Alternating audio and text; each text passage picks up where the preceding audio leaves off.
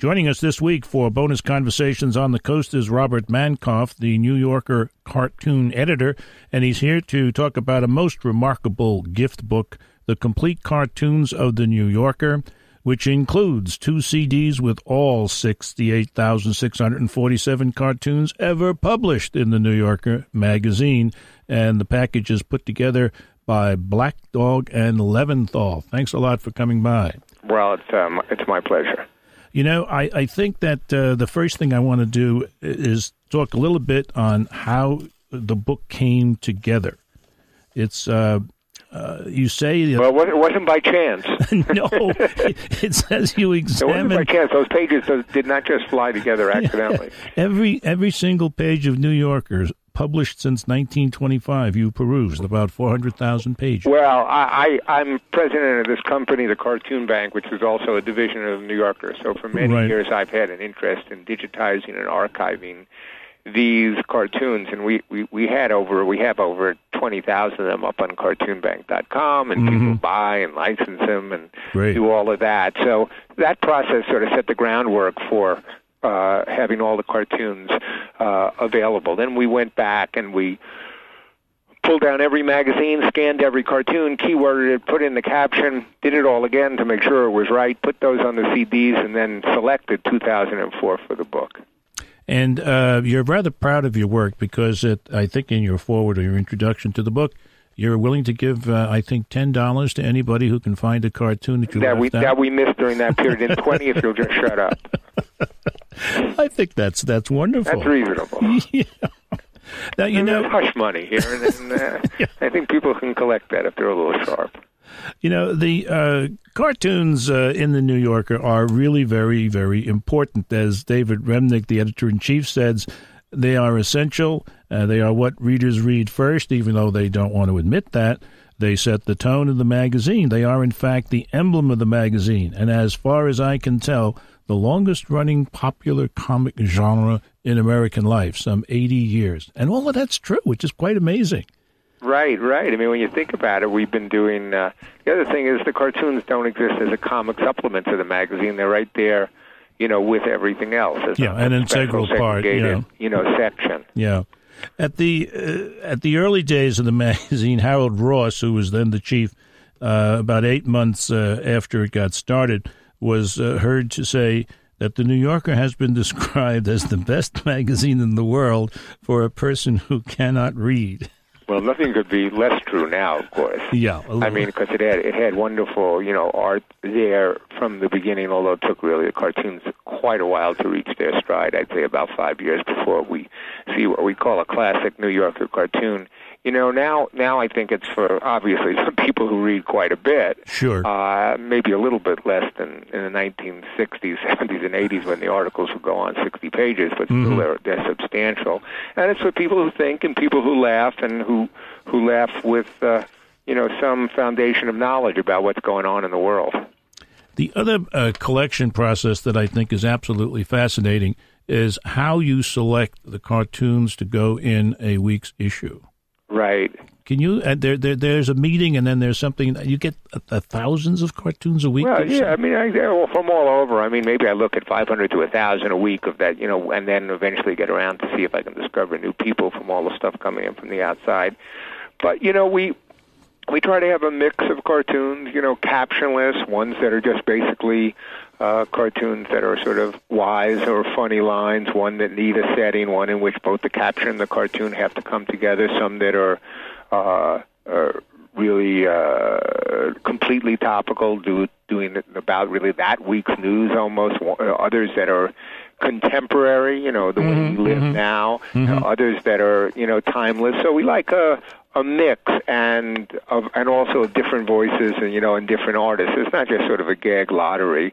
And each of the artists, major artists for the magazine, the cartoonists do 10 or 15 ideas every different week, every week. So that's from. I mean, it's a subjective process with yes, no, and maybe baskets, but we make a real good faith effort to get a wide range of interesting comic material.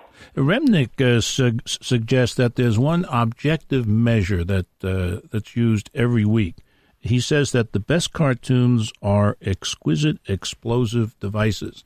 And that sounds sort of scary considering what's going on in Iraq now. So yeah, I don't think we want any improvised explosive devices at the meeting anymore. But no, I think what he meant by that was that there has to be a kind of explosion of laughter. Yeah, sometimes, but I think David's right, but also I think it's more subtle than that. Sometimes it's not an explosion; it's just a wry smile. Okay. I think there's a wide range of responses, a wide range of things that humor and cartoons should do, from a belly laugh to just a smile of recognition. I think they're both equally valuable. Okay. I don't actually value the gut laugh over the smile of recognition. I think they both belong. You're listening to Conversations on the Coast with Jim Foster. Now you can find this program on iTunes, SoundCloud, and all your favorite digital outlets. Follow the show on Twitter at JimFosterCoc and email JimFosterCoc@gmail.com. Joining us again for this week's bonus Conversations on the Coast, editor Robert Mankoff, the New York cartoon editor, talk about the complete cartoons of the New Yorker, which include 2 CDs with all 68,647 cartoons ever published in the magazine. The package is put together by Black Dog and Leventhal, and thank you for hanging around for another session. You're very welcome. Before we get to the CDs, which is what I want to focus on this week, and the absolute joy I found them to work with, I'd like you to talk about something that I think in a way is related to the existence of the CD file, and that's the cartoon bank that you created when you joined the New Yorker.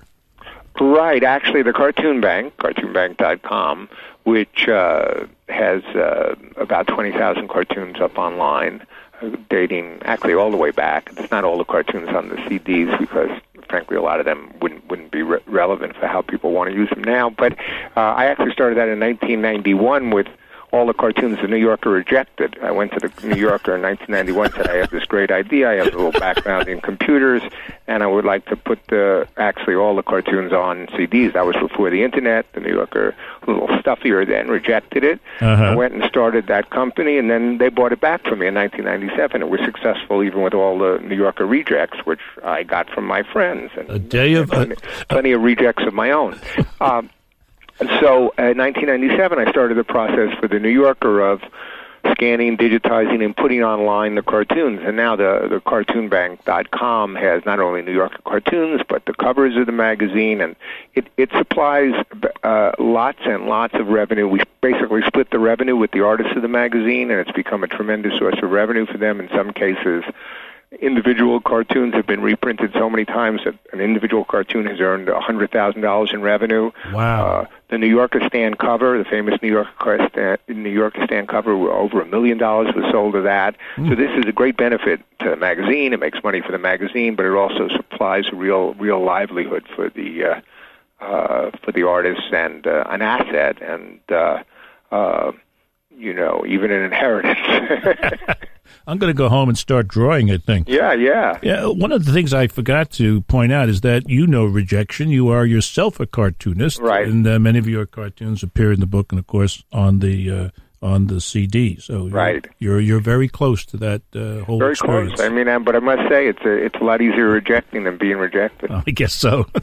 Although I still get rejected because I still submit cartoons, and Remnick is the one who decides. If he says, nah, I don't think that's right. Well, now, come on, you're sounding like Trillin, who claims he never got an idea in that it was a cartoon. No, I get plenty of ideas. I'm a cartoonist, and Calvin's a better writer than me, but I'm a better cartoonist.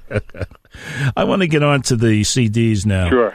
The conception there was to use the latest technology as a way to present and preserve every cartoon that ever appeared in the magazine. Right, and we were able to do that by. We had to make some compromises, and also we're not fools. The cartoons on the CDs are perfectly fine to viewing on the screen and even printed out at medium resolution, but they're never meant to be camera-ready art. Correct. Some people have said, well, it's not, well, do you really think we're going to put all the cartoons on the New Yorkers as camera-ready art? No, but you're supposed to view it, really use it as source material, It's about the same resolution, actually a little bit better than it's on the Cartoon Bank, and it's searchable. It's meant, of course, to enjoy, but actually really as a tool for anybody who wants to take a complete time travel trip through the vehicle of cartoon humor to any era. Mm-hmm. One of the areas that I wanted to look into was World War II. Right. I thought an area where it might be difficult, to do cartoons or think about laughing. And I ran into a couple of things that really surprised me. One was that in the period of 1944, the year 1944, Saul Steinberg published with you two series of cartoons. The 14th Air Force in the China Yeah, they were Theater. more like drawings. Yeah, drawings and of his travels in the different theaters of the war. kind of like drawings from the front. There are no captions. Very. That's some of the first things Yeah. that he did. Yeah, and then there's also a series by William Steig, or is it Steig? Steig, which is called Dreams of Glory. Right, with the little kid dreaming of capturing Hitler, and like he's in a rowboat and he's overcoming a Nazi sub. Right. I love that. But there are huge amounts of. I mean, there are over probably between 700 and 800 cartoons done on World War II, about World War II, mm-hmm. And of all different types, and some just whimsical shows like a little bunker with a turret and a machine gun, on the coast of France with two little milk bottles outside. Yeah. But really quite a remarkable array of cartoons on this topic and really every topic. I think people would be quite amazed. Well, suffice it to say that getting into those CDs, you're going to stay up all night. And we have before us the complete cartoons of The New Yorker, edited by Robert Mankoff. All the New Yorker cartoons are in there on CDs. It's a great Christmas present. Go out and get it. And this has been Bonus Conversations on the Coast. Now you can find this program on iTunes, SoundCloud, and all your favorite digital outlets. Follow the show on Twitter at Jim Foster COC and email JimFosterCoc@gmail.com.